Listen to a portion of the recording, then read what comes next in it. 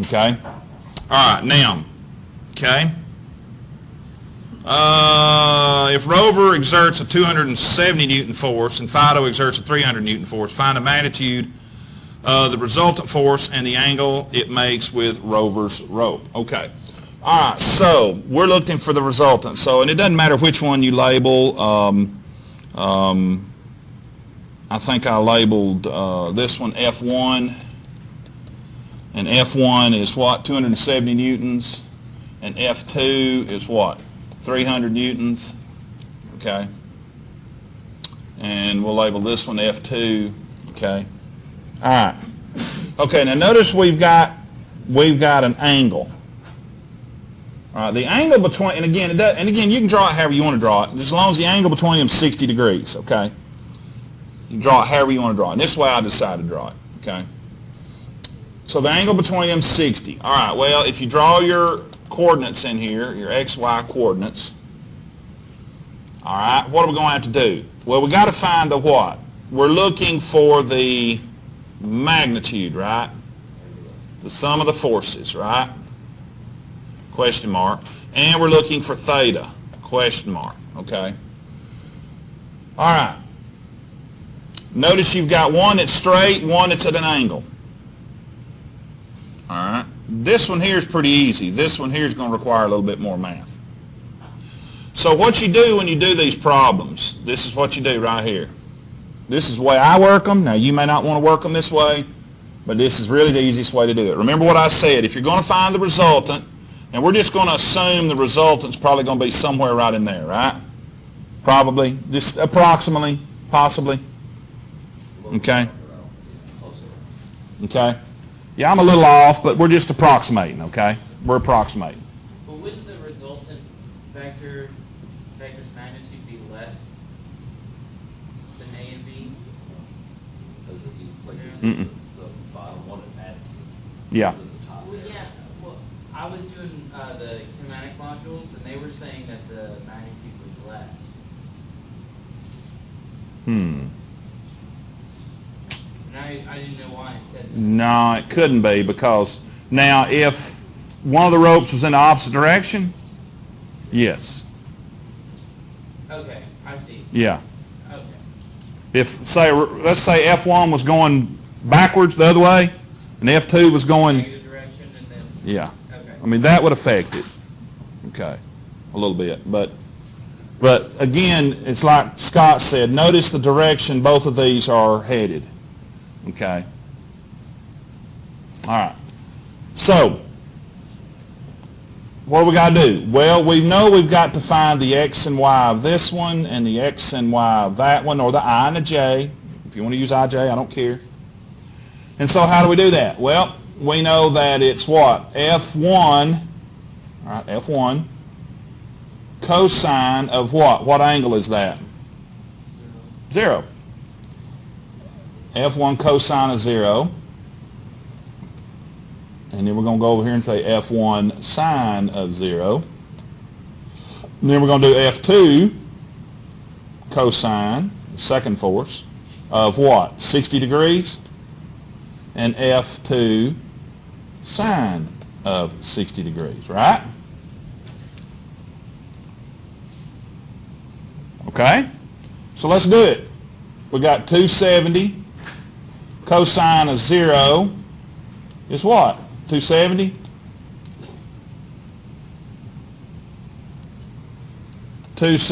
Sine of 0 is what? 0. 0 newtons.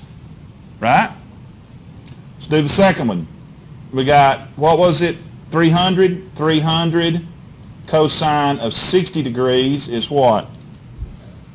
Half, yeah. Approximately. Yeah, 150 newtons, is that right? Is that right? And then F2, which is what? 300 newtons sine of what? 60 degrees is equal to what? 259.81? Close enough? Close counts and horseshoes and hand grenades, Miss Shields class, right? Okay. Okay, now what do? Well, we got to sum up the forces, don't we? We got to sum them up, don't we? So what are the total forces on the X side? 420? What are the total forces on the Y side? 259. Okay. All right, now, how do I find the sum of the forces or the resultant forces? I got to do what? Notice it says magnitude. Square root of the squares. So you've got 420 squared plus 259.81 squared. And you should get 493.86 newtons. Bingo. That's the magnitude of the resultant. That's the magnitude of the resultant, yeah. Now look, sometimes if you want to do it this way, you could write this right here. But now, does that make physical sense? One force is this way, one force is this way. Well, generally speaking, they're pulling in a general, one's east, one's northeast, northeast. Okay? All right. Okay? Now let's draw our graph. Where would that be on our graph? Well, first of all, let's find the angle. All right, how do we find the angle, y'all? Come on now. Magnitude A, magnitude B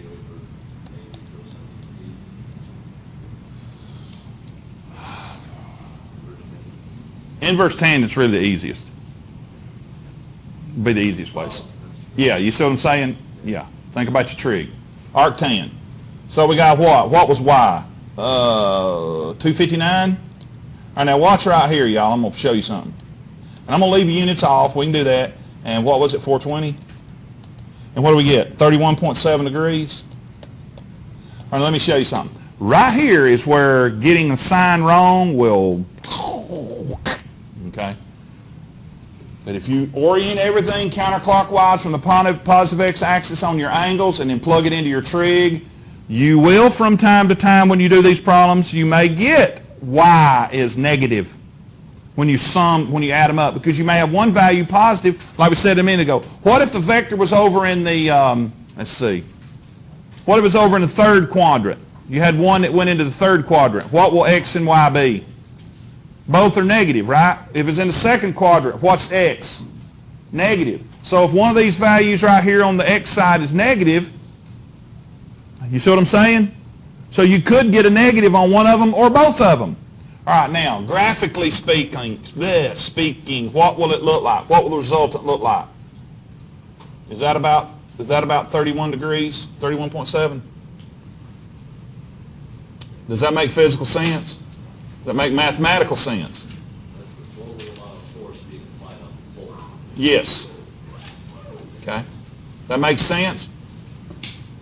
Look at your values. Both are positive. They have to be in the first quadrant. The vector does. Okay? All right, that's a good stopping point. Go ahead and be looking at these, and go ahead and look at your worksheet, and we'll pick up with this. I'm going to do Newton's third law Monday, probably finish the chapter, and we're going to look at some problems.